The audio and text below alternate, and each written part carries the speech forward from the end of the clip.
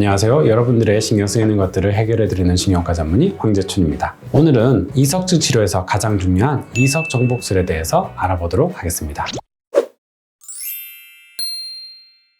이석증은 귀 안쪽 전정기관의 이석이 제자리를 이탈하여 발생하는 질환입니다. 많은 분들이 이석증을 약으로 치료할 수 있다고 생각하시는데 실제로는 약물 치료나 시술로는 전혀 불가능합니다. 때로는 어지럼증을 조금 줄여주는 이런 약을 처방받고 복용하실 수 있지만 이는 일시적인 증상 완화일 뿐 근본적인 치료가 되지 않습니다. 이석증의 가장 좋은 치료법은 바로 이석을 제자리로 돌려놓는 이석정복술입니다. 병원에 방문하셔서 정확한 검사를 받고 정확한 이석정복술을 선택하여 치료하는 것이 가장 중요합니다. 하지만 현실적으로 병원 방문이 어려운 경우가 많이 있습니다. 주말이나 휴일에 갑자기 증상이 발생하거나 한밤중 또는 새벽에 증상이 나타나는 경우가 있을 수 있습니다. 특히 어지럼증이 너무 심한 경우에서는 도저히 혼자서 병원에 갈 수 없는 분들도 계십니다. 저희 병원에도 이석증이 발생하고 며칠이 지나서 오시는 분들이 있어요. 도대체 왜 어제 안 오셨는지 여쭤보면 어제는 너무 어지러워서 움직일 수조차 없었다라고 말씀하십니다. 이석증을 제대로 치료하기 위해서는 먼저 이석증이 무슨 병인지 정확히 이해하셔야 됩니다. 우리 귀 안쪽에는 전정기관이 있는데 이곳에 이석이라는 작은 결정체,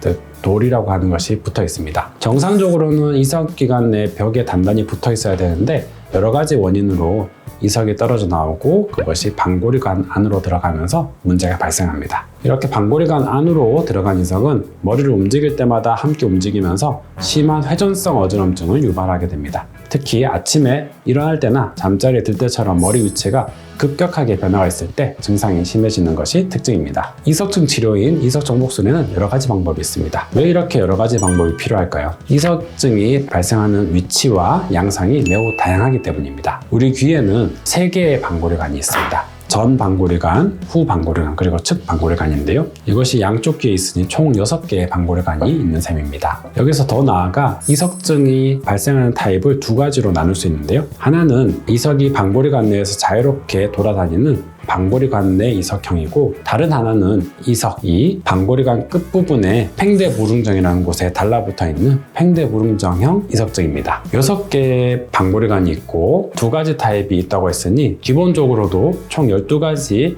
양상의 이석증이 있는 셈입니다. 게다가 때로는 여러 방골이관에 동시에 이석증이 발생하기도 하고요. 한 방골이관 내에서 팽대무릉정 이석과 방골이관 이석이 동시에 있는 경우도 있습니다. 이처럼 이석증은 단순한 하나의 질환이 아니라 발생 위치와 양상에 따라서 매우 다양한 형태로 나타날 수 있습니다. 이석 치료도 이석증 타입에 따라서 다른 정복술이 필요한 이유입니다. 그래서 제가 앞서 이석증이 의심될 때 심한 어지럼증이 있다면 병원을 방문하여서 정확한 검사를 받고 거기에 맞는 적절한 치료를 받는 것이 좋은 이유입니다. 이렇게 많은 이석증 유형에서도 가장 흔한 타입이 있습니다. 바로 후 방골이관 내에 발생하는 이석증입니다. 전체 이석증 환자의 한 50% 정도가 이 유형에 해당한다고 알려져 있습니다. 제가 의대생이었을 때만 해도 이석증은 거의 대부분 이 후 방골이관에만 생긴다라고 배웠을 정도입니다. 현재는 다른 방골이관에도 충분히 발생할 수 있다고 알려져 있지만 여전히 후 방골이관 내 이석증이 가장 흔한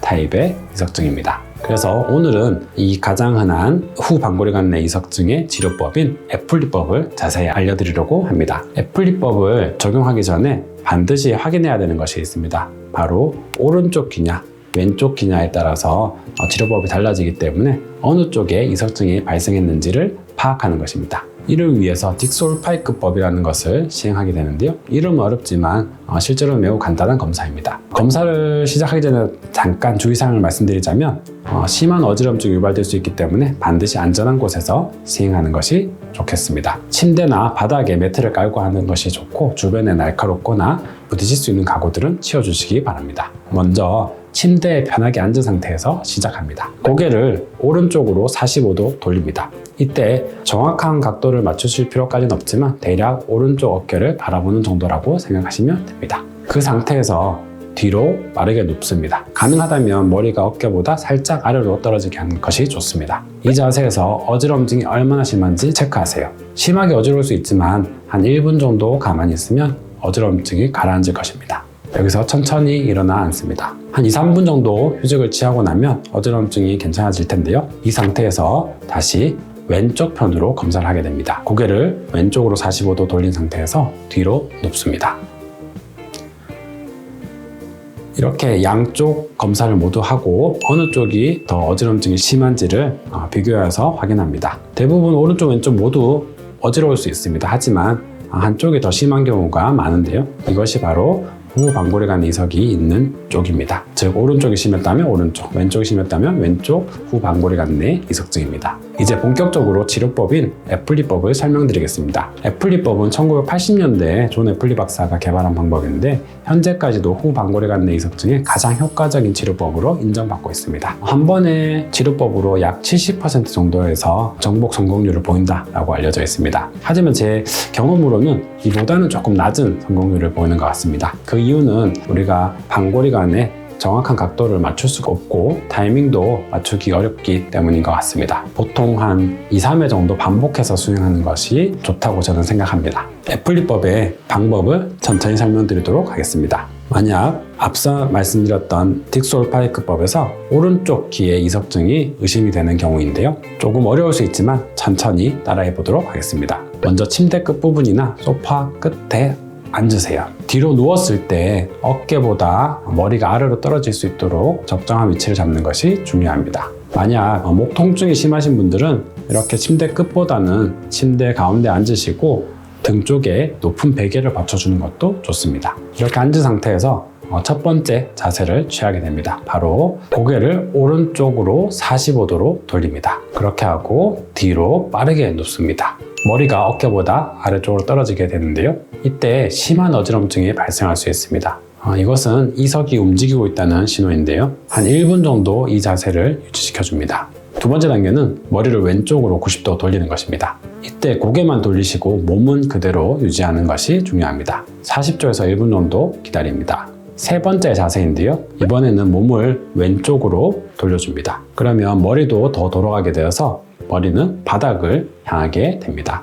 역시 1분 정도 시간을 유지하여 주시고 이 상태에서 마무리 단계로 천천히 상체를 일으켜 앉도록 합니다. 이때 중요한 것은 시선이 계속 바닥을 바라보고 일어나는 것입니다. 앉은 상태에서 30초 정도 더 기다리고 치료법을 종료합니다. 어렵지 않으시죠? 만약 왼쪽 후방골이 간의 이석증이 의심이 될 때는 좌측 애플리법을 수행해야 합니다. 앞선 영상과 반대 방향으로 하시면 되는데요. 먼저 고개를 왼쪽으로 돌린 상태에서 뒤로 눕습니다. 1분 정도 기다리시고